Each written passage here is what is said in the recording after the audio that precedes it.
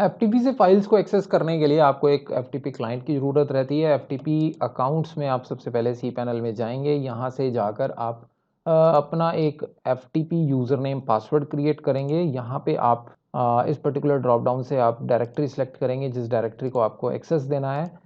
यहाँ पर मैं सपोज़ disk@amsgraphics.in इसको नाम दे देता हूँ और यहाँ पे पासवर्ड लगा लेता हूँ। और यहाँ पे आप डायरेक्टरी सही सिलेक्ट करें, अदरवाइज़ आपको हमेशा दिक्कत रहेगी। अगर सही पाथ नहीं सिलेक्ट हुआ तो दैट इज़ प्रॉब्लमेटिक एवर। ऐसा करके आप क्रिएट एफटीपी अकाउंट करेंगे और यहाँ पर आपका ये एफटीपी अकाउंट क्रिएट हो गया है disk@amsgraphics.in। अगर आप नोटपैड प्लस प्लस यूज़ करते हैं तो नोटपैड प्लस प्लस में आपका एफटीपी क्लाइंट प्लगइन्स में मिलेगा। इसके लिए आपको प्लगइन एडमिन में जाना है और यहाँ पे आपको एफटीपी सर्च करना है। एफटीपी में आप जाएंगे, एनपीपी एफटीपी के नाम से प्लगइन है।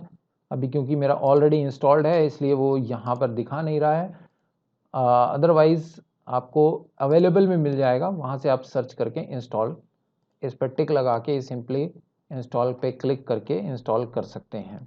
मैंने फ़िलहाल इंस्टॉल किया हुआ है तो मुझे ऑलरेडी यहाँ पर नज़र आ रहा है। अब ये एफटीपी जो क्लाइंट है वो आपका यहाँ पर इस तरह से एनपीपी एफटीपी के नाम से नज़र आता है। अगर आप अलग से सेपरेट कोई क्लाइंट डाउनलोड करना चाहते हैं तो वो भी कर सकते हैं। उसके लिए मैं रिकमेंड करता हूँ कि आप फाइलज़िला को यूज़ कर लें, या और भी बहुत सारे अच्छे अच्छे एफटीपी क्लाइंट्स हैं, तो आप किसी भी अच्छे एफटीपी क्लाइंट का यूज़ करके एफटीपी से कनेक्शन बना सकते हैं। एफटीपी का बेनिफिट ये है कि जब आपको अपने सर्वर का एक्सेस किसी को देना है तो आपको पूरा cPanel ना देना पड़े। दूसरा, आपके लिए अपने लिए भी बहुत ईजी हो जाता है फाइल्स को एक्सेस करना, बार बार cPanel में लॉगिन नहीं करना पड़ेगा। आप इजीली बैठे बिठाए जो है अपनी फाइल्स को एक्सेस कर सकते हैं। जो डेवलपर लोग हैं वो लोग अक्सर एफटीपी का ही यूज़ करते हैं, बिकॉज मैक्सिमम डेवलपमेंट वो लोग ऑफलाइन करते हैं और बार बार cPanel में लॉगिन करना, लॉगिन सेशन एक्सपायर हो जाता है 2 4 5 मिनट के अंदर, तो बार बार उन सेशंस को बनाना, that is time wasting. FTP का सेशन एक बारी बन गया तो वो बना रहता है और आपका कनेक्शन कॉन्टिन्यूस एस्टेब्लिश रहता है। तो सिंपल ड्रैग एंड ड्रॉप से आपकी फाइल्स को मूव कर सकते हैं। तो that is very convenient and very easy to use. इसलिए हम लोग रिकमेंड यही करते हैं कि आप एफटीपी का यूज़ करें अगर आपने कुछ ऑफलाइन डेवलपमेंट करनी है तो। अब ये एफटीपी मेरा इंस्टॉल हो गया है, इसको हम स्टार्ट कर लेते हैं। तो उसके बाद आपको इसके कनेक्शन करने हैं। कनेक्शन करने के लिए आप सिंपली होस्ट नेम डालेंगे।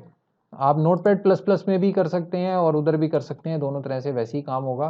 नोटपैड प्लस प्लस में अगर आप हैं तो सिंपली आप ये जो गियर आइकन है यहाँ पर प्रोफाइल सेटिंग्स में जाएंगे। प्रोफाइल सेटिंग्स में जाके आप यहाँ पे ऐड न्यू प्रोफाइल करेंगे और वहाँ पर आप host name, port, normally FTP का पोर्ट 21 ही रहता है। होस्ट नेम में आप अपना डोमेन नेम या अपने सर्वर का आईपी एड्रेस आप डालेंगे। मैं रिकमेंड यही करता हूँ कि आप आईपी एड्रेस डालें, क्योंकि कनेक्शन फास्ट होता है और कंपैरेटिवली एरर्स के चांसेस कम होते हैं। डोमेन नेम में प्रॉब्लम आती है, कई बारी डोमेन नेम हमारा कहीं और पॉइंटेड होता है और हम सब डोमेन पे काम कर रहे होते हैं, उस केस में आपको दिक्कत आएगी। ठीक है, अगर मेन डोमेन पे काम कर रहे हैं तो मुझे नहीं लगता कोई प्रॉब्लम आनी चाहिए। सो इट्स योर विश कि आप कैसे काम करना चाहते हैं। एनीवेज आगे बढ़ते हैं और समझते हैं कि एफटीपी क्लाइंट किस तरह से हम लोग चला सकते हैं। यहाँ पर आप देखें ये कॉन्फ़िगर एफटीपी क्लाइंट है, इस पर आप क्लिक करेंगे और ये आपका एफटीपी यूज़र नेम जो अभी हमने क्रिएट किया था, इस पर क्लिक करके आप सिंपली यूज़र नेम में इसको डाल देंगे। होस्ट में अभी फ़िलहाल मैं अपनी डोमेन नेम डाल रहा हूँ और पासवर्ड जो मैंने बनाए हैं वो डाल रहा हूँ। पोर्ट नंबर 21 रहेगा और क्विक कनेक्ट पे आप क्लिक कर देंगे। अगर आप अपने सेशन को रिमेंबर रखना चाहते हैं, पासवर्ड सेव रखना चाहते हैं तो सेव रख लेंगे। अब यहाँ पर मैसेज आ गया है, connection established, waiting, host name does not match certificate, there is some problem with the certificate, जो हमारा एसएसएल सर्टिफिकेट है उससे कुछ प्रॉब्लम है। एनीवेज ओके कर देते हैं। अब ये पासवर्ड एरर लग रहा है मुझे। सही पासवर्ड डालने के बाद डायरेक्टरी में लॉगिन हो गई है और मुझे अब यहाँ की जो फाइल्स हैं वो नज़र आने लगी हैं। अभी मैं इसको टेस्ट कर रहा हूँ। मैंने यहाँ पर राइट क्लिक करके एक न्यू डायरेक्टरी क्रिएट की है, देखते हैं क्या वो क्रिएट हो गई है। अभी मुझे सभी फाइल्स नज़र नहीं आ रही हैं, शायद कुछ मिसमैच है। आई डोंट नो वाई, क्या इशू हुआ है। जो एफटीपी है हमारा वो, ये बाहर आप देखें 2 जगह डायरेक्टरी अलग अलग बन गई हैं cPanel में, यहाँ से कनेक्टेड है और एक डायरेक्टरी हमारी ये है। लेकिन अब अलग अलग कनेक्शन कैसे बने हैं आइए ट्रबल शूट करते हैं। हमारा एफटीपी गलत जगह जा रहा है, कुछ भी एरर है तो उस केस में आपको एफटीपी का जो एग्जिस्टिंग अकाउंट है वो डिलीट करना होगा और दोबारा से FTP को क्रिएट करना होगा। मैं सेम यूज़र नेम पासवर्ड से क्रिएट कर दूंगा ताकि कोई इशू ना रहे। डोमेन आप यहाँ से सिलेक्ट कर सकते हैं, लेकिन डोमेन सेलेक्ट करने का मतलब ये नहीं होता है FTP में कि उस पर्टिकुलर डोमेन की एग्जैक्ट डायरेक्टरी पे ही वो पॉइंटेड हो गया है। ये बाहर वाला जो आप देख रहे हैं ना, ये गलत है। ये शायद बाय मिस्टेक या मैनुअली बनाया हुआ एक फोल्डर है जिसका एक्चुअल डायरेक्टरी से कोई लेना देना नहीं है। इसको हम चाहें तो डिलीट भी कर सकते हैं। एक्चुअल डायरेक्टरी जो है वो आपकी ये पब्लिक HTML के अंदर ये बनी हुई है। डायरेक्टरी हम सही सिलेक्ट कर लेते हैं। यहाँ पर आपको सबसे बड़ा खेल जो है डायरेक्टरी सही सिलेक्ट करने का ही रहता है। अक्सर ये एरर मैंने आपको इसलिए दिखाया ताकि ऐसे एरर्स अक्सर आपको मिलेंगे और आप परेशान हो जाएंगे कि FTP नहीं चल रहा है, FTP नहीं काम कर रहा है। उसका एक ही कारण होता है कि आपकी डायरेक्टरी सही नहीं बनी है। अब देखिए, पब्लिक HTML के अंदर एम्स ग्राफिक्स आपको लेना था, जबकि हमने डायरेक्टली amsgraphics.in लिया है। और ऐसा भी हो सकता है कि ये जो बाहर वाली डायरेक्टरी थी वो FTP ने ही बना दी हो, बिकॉज अभी मैंने जैसे न्यू फोल्डर क्रिएट किया तो उस समय बनी हो। आई डोंट नो कि कब बनी हो। अब यहाँ पर आप क्रिएट FTP अकाउंट करेंगे और अब दोबारा से कनेक्शन बनाकर देखते हैं जरा। About previous connection and connect in the new tab. हाँ एग्जैक्टली, अब सब फाइल्स हमारी यहाँ पर लोड हो गई हैं। अच्छा, अब यहाँ पर समझने वाली एक बात है, ये जो आप देख रहे हैं ना, कुछ फाइल्स हैं जिसपे स्टार्टिंग में डॉट लगा है, ये लाइनक्स की हिडन फाइल्स हैं। सी पैनल में आपको डायरेक्टली नहीं दिखती हैं ये फाइल्स। इनको देखने के लिए आपको अभी ये देखिए, आप डायरेक्टली वो फाइल्स को नहीं देख पा रहे। आप सेटिंग्स में जाएंगे, सेटिंग्स में जाके शो हिडन फाइल्स करेंगे तो आपको नज़र आएंगी। ठीक है, विंडोज़ में आपकी जो हिडन फाइल्स हैं उसकी प्रॉपर्टीज़ में वो हिडन सेव कराता है, लेकिन लाइनक्स में क्या होता है, डॉट लग जाता है पहले। जितनी भी डॉट वाली फाइल्स हैं वो सब हिडन है। नॉर्मली HTXS फाइल सबसे मेन होती है जो कि हिडन होती है। ठीक है, HTXS फाइल वो होती है जो कि आपके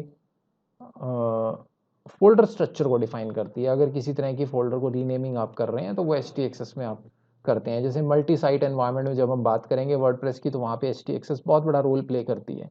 अदरवाइज वर्डप्रेस HTXS को खुद से मैनेज कर लेता है। अगर PHP साइट आप बना रहे हैं तो वहाँ पे HTXS को आपको मैनुअली एडिट करना पड़ता है और इसको अपने हिसाब से बहुत सारी क्वेरीज लगा के सेट करना पड़ता है। बहुत ज़्यादा इन्फॉर्मेशन नहीं होती इसमें, सिंपली ये होता है कि होम पेज आपका कौन सा है और रीराइट रूल्स क्या हैं।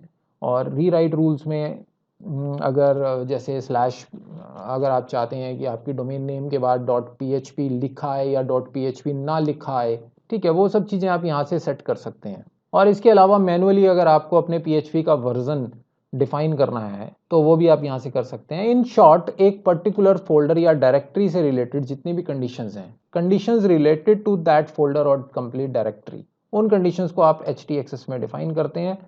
ठीक है, और PHP का वर्जन आप यहाँ से डिफाइन कर सकते हैं कि अलग अलग फोल्डर्स को अलग अलग PHP वर्जन अगर आपको देने हैं तो वो काम आप कर सकते हैं। जैसे अभी ये आप ओल्ड वाला फोल्डर देख रहे हैं, ओल्ड amsgraphics.in, इसका HTXS आप देखेंगे तो यहाँ पर आपको इंफॉर्मेशन मिलेगी। ये रहा PHP वर्जन।